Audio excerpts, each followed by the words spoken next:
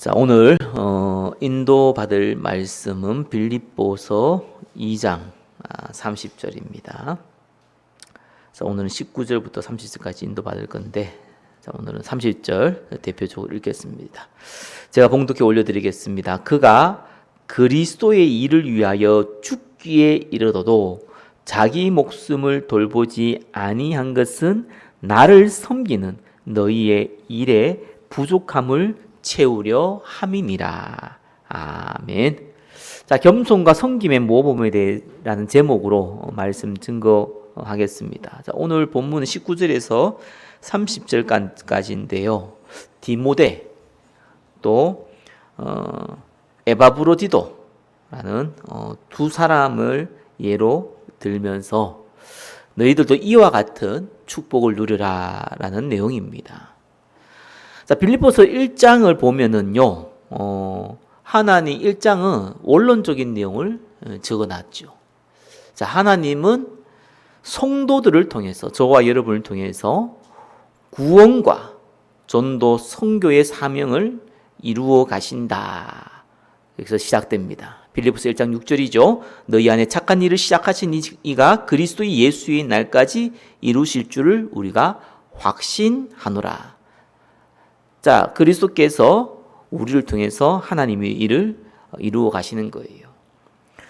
자, 그러면서 빌립보서 1장 10절에는 지극히 선한 것을 분별하라고 나와 있습니다. 그래서 하나님이 저와 여러분을 통해서 생명 살리는 역사를 이루어 가니까 어느 것이 복음에 유익하냐, 어느 것이 전도 선교에 유익하냐, 그거를 분별하도록 기도하라는 거예요. 자, 이러다 보면은 어떤 일이 벌어지느냐? 축복도 오지만 사실상 어려움이 더 옵니다. 고난이 오죠. 바울은 감옥에 갇혔단 말이에요. 로마 이 가택연금 당했단 말이에요. 그런데 알고 보니까 이 가택연금이 바로 복음 전파의 더 큰 발판이 됐다는 겁니다. 빌립보서 1장 12절이죠. 형제들아, 내가 당한 일이 도리어 복음 전파의 진전이 된 줄 너희가 알기를 원하노라. 자, 바울이 감옥에 갇히다 보니까 이것이 주위의 엘리트들, 특별히 로마의 이 권력자들에게 복음 전할 수 있는 큰 발판이 되었는데, 또 이것뿐만 아니라 본인이 감옥에 갇히다 보니까 바울도 복음 전하다가 감옥에 갇혔는데 우리가 왜 두려워하느냐? 바울이 우리의 모델 아니냐? 우리도 담대하게 더 열심히 복음 전하자. 왜? 그때는 복음 전하면은 목숨을 잃을 수도 있고 큰 핍박이 있을 수도 있는데 바울이 그걸 두려워하지 않느냐? 우리도 그와 같이 하자. 이런 순수한 동기로 더 많은 복음이 전해졌고요. 또 반대로 바울을 시기하고 바울을 질투했던 많은 전도자들은 바울이 잘못해서 그렇게 잘난 척 하다가 감옥 갔지 않냐? 그래서 바울을 괴롭게 할 마음으로 더 열심히 복음 전했다고 나옵니다. 우리 머리는 잘 이해가 안 가는데 실제로 시기 질투는 전도자들한테도 많이 있습니다.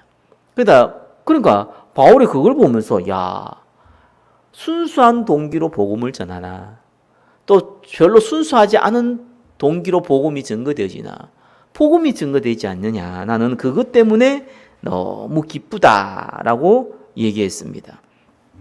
그래서 복음 때문에 당하는 고난은 특별한 은혜이자 특권입니다. 빌립보서 1장 29절이 나와있죠. 그리스도를 위하여 너희에게 은혜 주신 것은 다만 그를 믿을 뿐 아니라 또한 그를 위하여 고난도 받게 하려 하심이라. 저와 여러분이 살고 죽는 것 자체가 전부 다 축복이다. 그리스도를 위한 거다. 빌립보서 1장 21절, 이는 내게 사는 것이 그리스도니 죽는 것도 유익함이니라. 그래서 빌립보서 1장 내용은요, 하나님이 우리를 통해서 이 구원에 또 이 전도 선교를 이루어 가니까 저와 여러분들이 어떻게 하면 전도 선교가 어떻게 하면 생명 살리는데 지혜롭게 분별할 수 있을까? 이걸 기도하고 있으면은요, 하나님 축복도 주시지만 문제 사건도 주신다. 어려움도 주신다. 근데 이 어려움이 복음 전파의 큰 발판이 된다. 또 그것 때문에 시기하는 전도자들도 생기고, 또 그것 때문에 바울을 더 우러러보고 또 바울을 닮아가려는 전도자들도 생긴다. 이 복음 확정이 되기 때문에 너무 기쁘다. 그래서 우리의 인생은 사나 죽으나 그리스도를 위해서 살아가는 것이다. 그리고 이 고난을 두려워하지 말라. 이거는 축복이고 특권이다. 라고 얘기를 빌립보서 1장에 얘기했습니다. 자, 그래서 빌립보서 2장은 뭔 얘기냐니까 그러면 우리가 어떻게 살아가야 되느냐라는 부분을 구체적으로 적어놨죠. 특별히 교회에 대한 얘기를 먼저 적어놨어요. 빌립보서 2장 2절에 마음을 같이하여 같은 사랑을 가지고 뜻을 합하여 한 마음을 품으라. 바로 교회 안에서는 서로 간에 영적으로 하나가 되라. 근데 이렇게 영적으로 하나 되려니까 우리 안에 뭐가 필요합니까? 예수 그리스도의 마음. 그래서 네 안에 이 마음을 품으라. 곧 그리스도 예수의 마음이니. 빌립보서 2장 5절에 그래 나와 있죠. 자, 이 마음을 가지고 빌립보서 2장 12절 항상 복종하여 두렵고 떨림으로 너희 구원을 이루라. 구원을 이루어 가라는 거예요. 그것은 우리가 구원이 없어진다는 것이 아니라 구원받았기 때문에 구원받은 자의 축복을 받도록 노력하라. 그 말입니다. 자, 이 구원받은 자의 축복을 받았기 때문에 조심해야 될 게 하나 있어요. 그래서 이 교회라는 것은요, 정말로 하나님이 이 그리스도께서 머리가 되시지만 동시에 사단이 너무나 공격하기 쉬운 것이 교회입니다. 그래서 한 마음을 가져야 되고 예수 그리스도의 마음을 가져야 되고 또 두렵고 떨림으로 우리가 구원을 이루어 가야 되기 때문에 이걸 철저하게 무너뜨리는 한 가지가 있는데 그것이 원망과 시비입니다. 빌립보 교회가 특별히 이 사역자 루디아와 또 그 다음에 들어온 사역자 순두개와 그 다툼으로 말미암아 갈등이 많았던 교회입니다. 그래서 바울이 얘기한 거예요. 시비와 원망으로 말미암아 교회의 하나됨을 깨뜨리지 말라라고 얘기합니다. 자, 그러면서 거기에 대한 모델되는 두 사람 디모데와 에바브로디도를 오늘 소개합니다. 저와 여러분이 교회 안에서 영적으로 하나가 되어지고 예수 그리스도의 마음을 품고 함께 구원의 축복을 이루어가고 또한 원망과 시비를 막는 그 비밀을 가진 두 인물에 대해서 설명하고 있습니다. 자, 오늘 말씀을 통해서 하나님께서 저와 여러분을 통해서 다른 사람들이 신앙생활은 저렇게 하는 거구나 라는 것이 되는 그런 모델의 축복을 누리시길 바랍니다. 자, 첫 번째입니다. 진실된 섬김의 모델 디모데입니다. 자, 2장 19절에 내가 디모데를 속히 너희에게 보내주기를 주 안에서 바람은 너희의 사정을 알므로 안위를 받으려 함이니 이는 뜻을 같이하여 너희 사정을 진실히 생각할 자가 이밖에 내게 없음이라. 자, 많은 사람들이 주의 일을 하지만 대부분은 자기의 이익을 추구하고 있다는 거예요. 진짜 교회를 위해서 또 대표적으로 이 빌립보 교회 그 성도를 위해서 그리고 정말 주의 일을 위해서 그것만을 향해서 달려가는 사람이 바울의 주위에는 그 대단한 바울도 그 주위에 그 사람이 없다는 거예요. 유일하게 디모데가 한 명 있다는 겁니다. 이 디모데가 어떤 사람이었냐? 너희 사정을 진실히 생각할 자. 20절이 나오죠. 너희 사정을 진실히 생각할 자. 저와 여러분들이 진실히 생각해야 돼요. 저 사람을 만나보면은 너무 이상해. 너무 이상하구나. 별로 보고 싶지 않구나. 이렇게 있다가 어떤 사람이 그분에 대해서 사정을 예측해 준 거예요. 저 사람이 지금 이런 사정이다. 몰랐거든요. 들어보면은 이해가 되는 거예요. 상담 심리 공부를 해보면은 첫 번째 예화가 하나 나옵니다. 모든 상담 심리에서. 어떤 기차를 타고 있는데 아버지가 아이 2명과 탔는데 이 아이 2명이 기차 안에서 막 돌아다니고 떠들고 한 거예요. 그래서 같이 기차를 탄 손님이 보고 왜 아빠가 좀 말려야 되는데 가만히 있으니까 참다 못해서 그 아버지한테 가서 당신 자녀들이 이렇게 어린아이들이 이 기차 안에서 떠들고 놀고 많은 사람 이 승객들이 피해를 줬다. 다들 원망한 눈으로 말이야. 이렇게 아이들을 방치하면 되냐? 이렇게 누가 한 명 가서 얘기를 한 겁니다.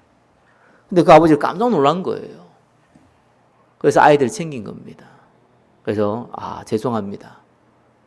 사실 지금 아내가 죽어서 장례를 치르고 아이를 데리고 오다 보니까 내가 지금 아무 생각이 없어서 아이들이 뭐 하고 있는지를 몰랐습니다. 이런 얘기가 이제 예화로 나와요. 그 얘기를 듣고 기차 안에 있는 승객들이 전부 다 원망과 시비가 싹 다 사라진 거예요. 오히려 그 사람을 국률이 여기시는 그런 상황이 딱 된 거예요. 이게요, 상대의 사정을 알면은 이해가 됩니다. 우리도 간접적인 경험을 해보잖아요. 그래서 또 영적으로 좀 어려움 당해본 경험이 있다 보니까, 그러니까 이해가 되는 거예요. 영적으로 어려움 당하면 그 이해가 돼요. 그 사람은 너무 괴로운 거예요.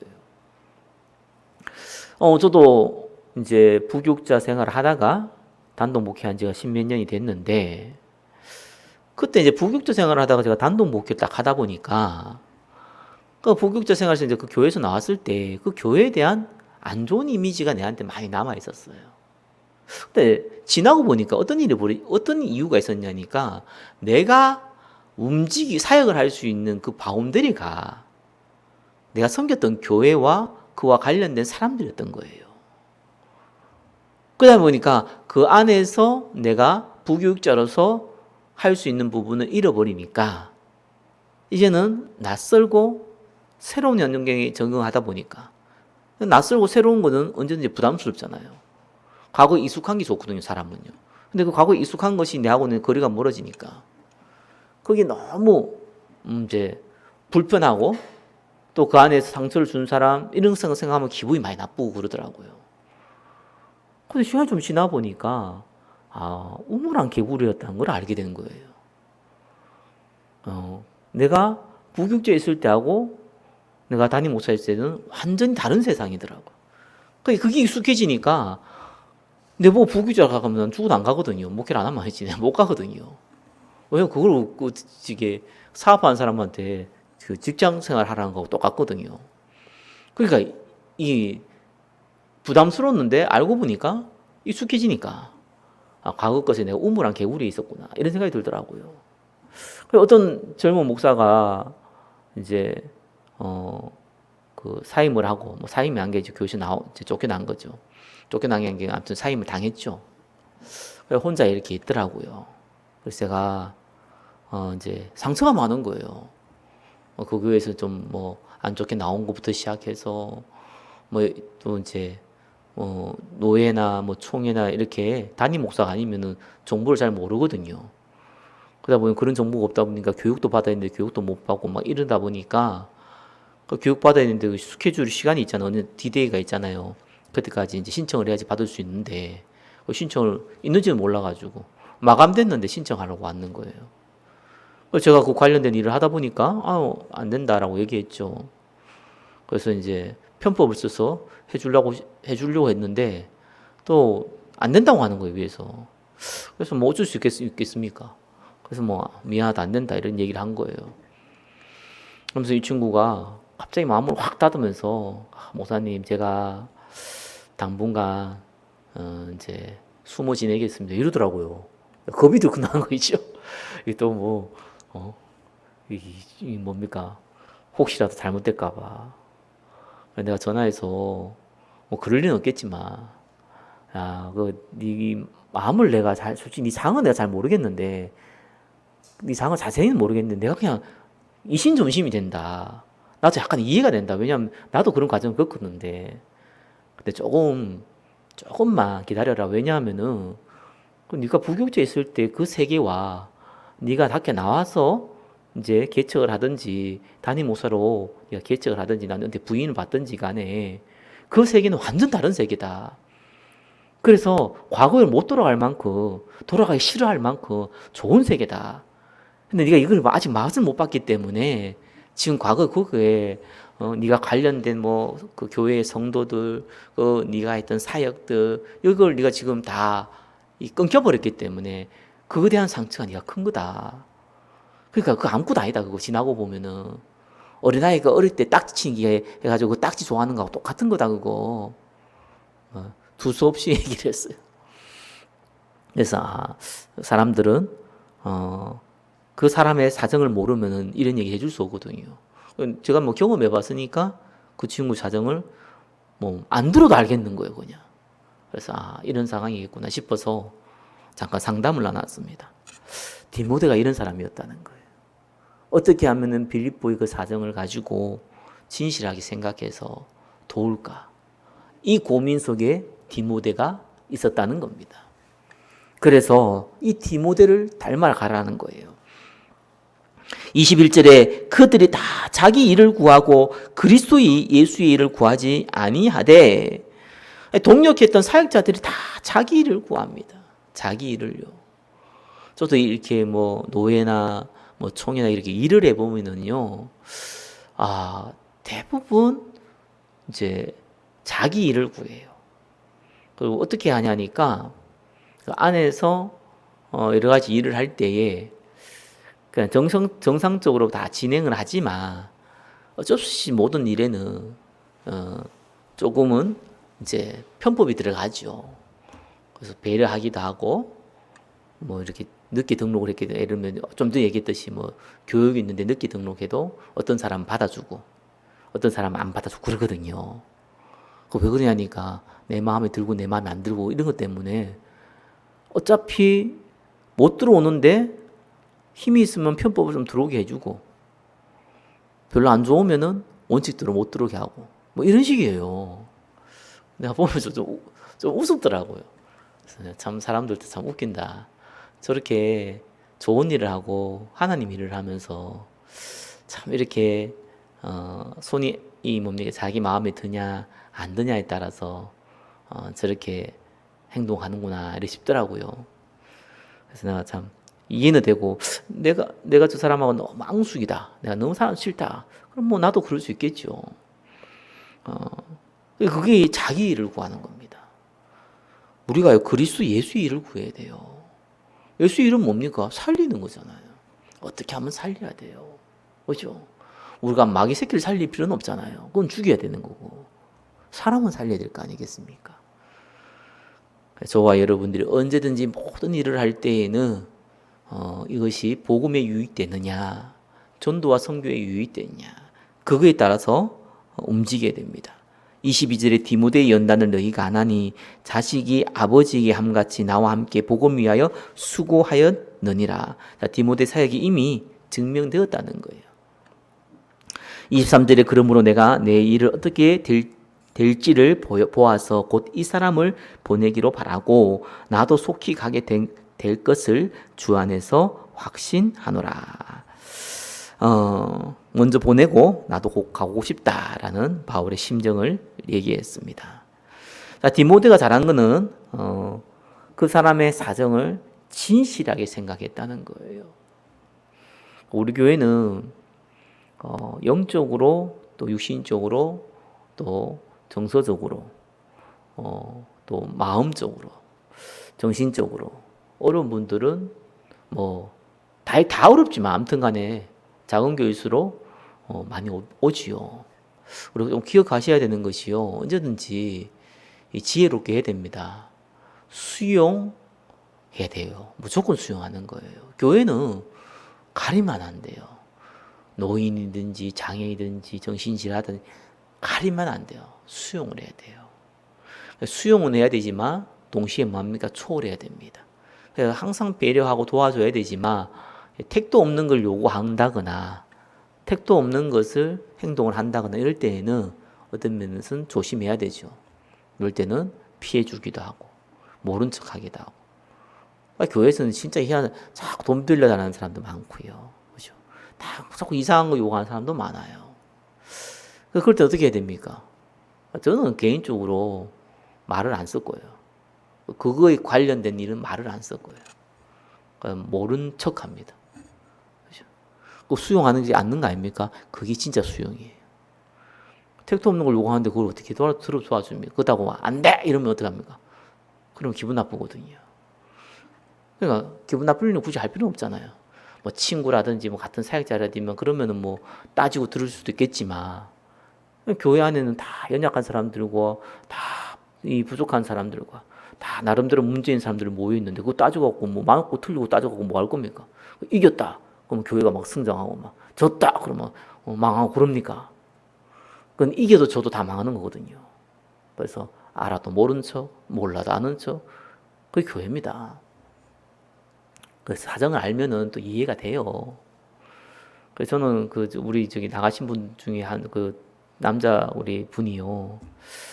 제가 참 안타까운 중에 하나 거기 있었어요. 자꾸 자기를 누가 쫓아온대요. 나 그거 미치겠대요, 그분은. 그래서 그 아내 되는 분이 저한테 자꾸 얘기를 하는 거예요. 우리 남편이 자꾸 자기를 누가 쫓아온다는 거예요. 그 버스 운전하셨잖아요. 그래서 내가 만났어요. 자기가 얘기하는 거예요. 진짜 쫓아온다는 거예요. 그래서 내가 가만히 들어보니까 조금 오바이긴 해도 그럴 수도 있겠다 생각도 들어요. 그분 말이 또 진짜일 수도 있죠. 그건 내가 뭐 어떻게 압니까? 근데 내가 그랬어요. 그 말이 맞을 수도 있다. 내가 뭐 같이 사는 것도 아니고 어떻게 내가 압니까? 근데 중요하지 않지 않냐? 그게 왜 중요하냐? 그거 쫓아와서 당신을 해코지한다고 생각할 수 있을지 몰라도 하나님 당신과 함께 있지 않느냐? 그게 왜 문제냐? 괜찮다. 해코지하면 해코지 당하면 되지 뭐. 이런 편에서 죽는 것만 뭐 죽기밖에 더 하겠냐고. 아무리 심해도 죽기밖에 더 하겠냐고. 성경은 누굴 두려워하라고 합니까? 네. 우리의 생명을 앗아갈 자를 두려워하지 말고, 그죠? 우리의 생명과 영혼을 죽일 수 있는 하나님을 두려워하라 합니다. 꼭 기억하셔야 돼요. 저는 저게 정서적으로요, 예민하지 않거든요. 저는 별로 예민하지가 않아요. 근데 예민한 걸 잘 봐요.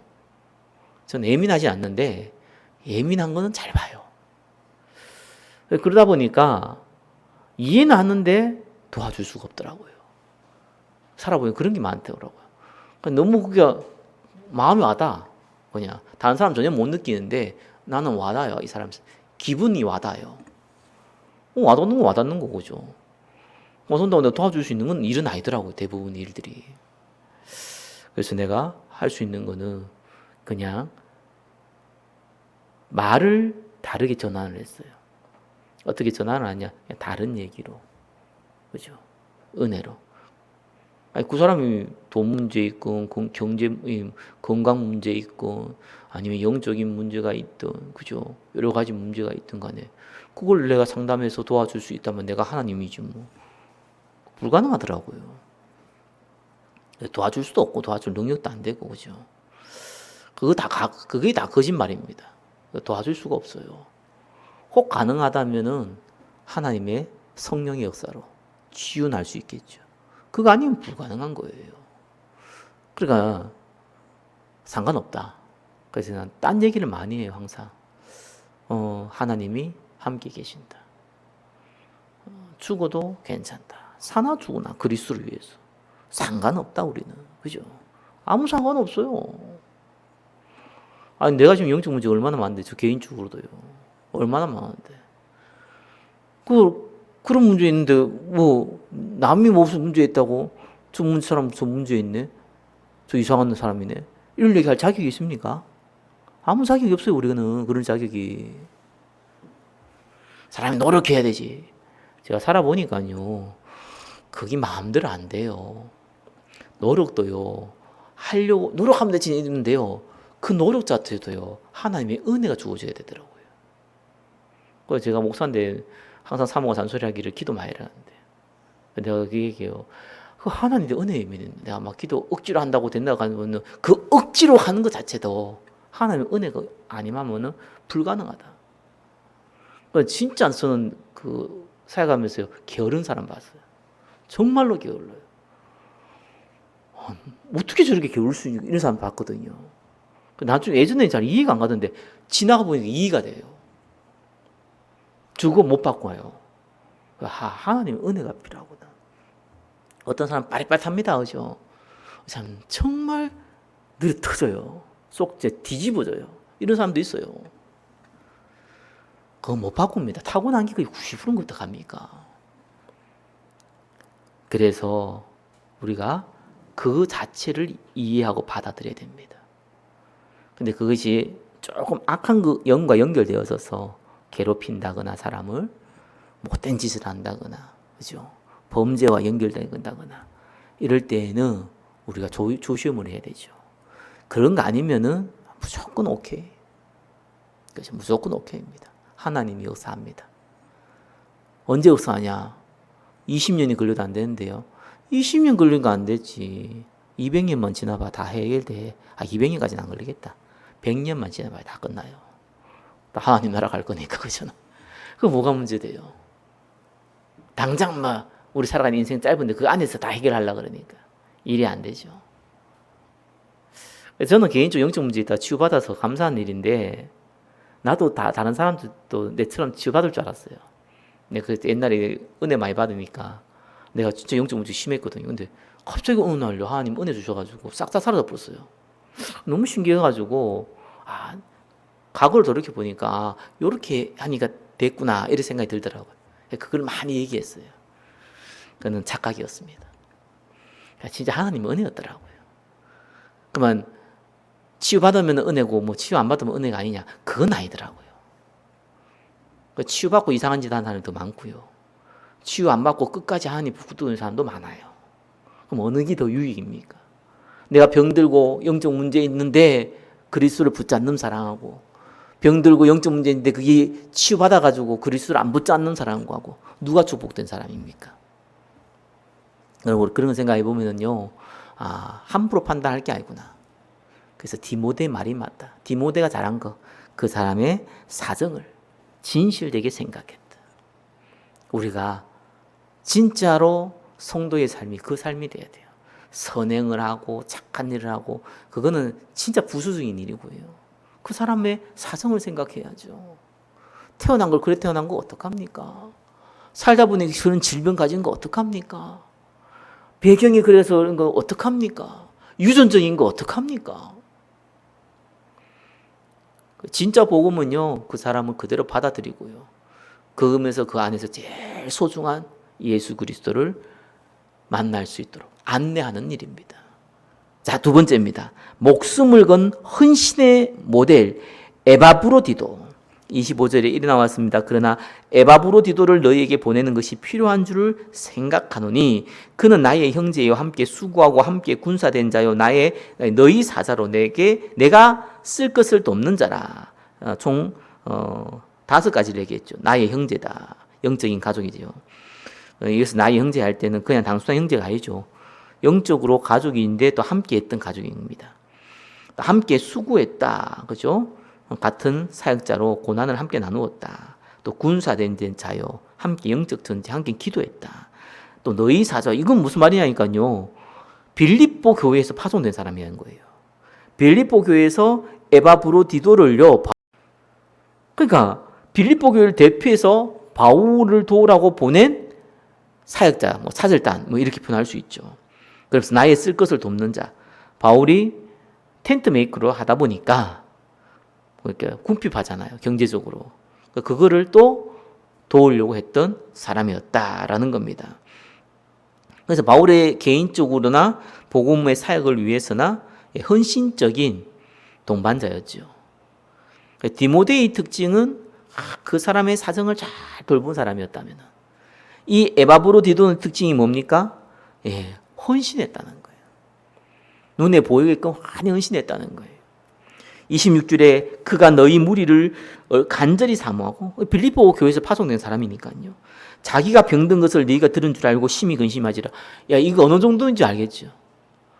내가 병들어서 빌립보 성도들이 내가 병든 걸 들으면은 날 걱정할까 봐 안 알리고 싶은데 어떻게 소문이 나가지고 내가 병들었다는 거를 에바브로디도 본인이 병들었다는 거 빌립보 교인이 알게 됐다. 그것 때문에 근심했다는 거예요. 내 때문에 마음 아파할까 봐. 굉장하게 진실되고 또 헌신적인 사람이라는 걸 볼 수 있죠. 그가 병들어 죽게 되었으나 하나님이 그를 긍휼히 여기셨고 그뿐 아니라 나를 긍휼히 여기사 내 근심 위에 근심을 면하게 하셨느니라. 병들어 죽게 됐는데 하나님이 직접 치유하셨다. 이 말이죠. 이거는 치유받았다는 강점이 둔 게 아닙니다. 하나님께서 치유했는데 이 에바브로디도가 어느 정도냐? 그러므로 내가 더욱 급히 그를 보낸 것은 너희로 그를 다시 보고 기뻐하게 하며 내 근심도 덜려 함이니라. 빌립보 성도들이 에바브로디도를 굉장히 기다렸다는 것이죠. 그러니까 이 에바브로디도가 빌립보 교회에서 파송된 사람인데 이 에바브로디도가 이 빌립보 교인들과 그만큼 소통을 잘했던 사람, 또 그 안에서 중요한 일꾼이었던 사람이었다는 것이죠. 그래서 빨리 에바브로디도를 나와 함께 사역하지 마, 빌립보 교회를 빨리 보내고 싶은 이유가 그래서 서로를 위로하고 힘을 얻으라고 보낸 겁니다. 29절의 이름으로 너희가 주 안에서 그 모든 기쁨으로 그를 영접하고 또 이와 같은 자들을 존귀히 여기라. 자, 교회를 위해 헌신하고 희생한 자들의 수고를 인정하고 존경해야 된다. 그 말입니다. 언제든지요 알게 모르게 헌신하고 또 돕는 사람들 많습니다. 어쩌면 디모데는 좀 앞에 선 사람이잖아요. 목회자 기질이라면은 이 에바브로디도는 평신도거든요. 이 사람을 존중해야 된다. 교회를 위하여 마음과 몸과 물질을 헌신한 사람을 존경해야 된다. 30절에 그가 그리스도의 일을 위하여 죽기에 이르러도 자기 목숨을 돌보지 아니한 것은 나를 섬기는 너희의 일에 부족함을 채우려 함이라. 자기 목숨을 돌보지 아니할 만큼 헌신했습니다. 그래서 바울이 딱 두 사람을 모델로 삼았어요. 성도 중에. 디모데는 뭡니까? 그 사람의 사정을 진실하게 살피는 자. 에바브로디도는 뭡니까? 몸으로, 마음으로, 실제적으로, 헌신으로 돕는 자. 이 두 가지 목회자의 모델과 동시에 평신도의 모델 두 명을 딱 세워서 얘기했습니다. 특징이 둘 다 겸손했고, 둘 다 말로 섬기든지, 정서적으로 섬기든지, 물질로 섬기든지, 이 헌신으로 섬기든지, 섬겼다는 겁니다. 그 모델이었습니다. 자, 말씀을 맺겠습니다. 자, 빌립보서 2장은요, 그리스도의 마음을 가져라. 그러면 두렵고 떨림으로 구원을 이루라. 원망과 시비가 없게 하라. 누구처럼요? 디모데처럼. 누구처럼요? 에바브로디도처럼. 그래서 마지막 딱 결론을 맺으면요, 이 두 사람은요, 이 원망하고 시비할 마음이 너무 없어요. 왜? 빌립보 성도들 너무 사랑하니까. 원망과 시비가 뭡니까? 사랑이 식으면요, 어쩔 수 없어요. 원망과 시비가 생겨요. 사람을 사랑하면요, 품습니다. 저와 여러분들이 많은 영혼들을 품는 주의 종으로, 사역자로, 중직자로 쓰임 받기를 예수 그리스도 이름으로 축원합니다. 기도하겠습니다. 하나님 감사합니다. 겸손과 섬김의 모델이 되게 하여 주시옵소서. 모든 영광 주님께 올려드립니다. 예수 그리스도 이름으로 기도드립니다. 아멘.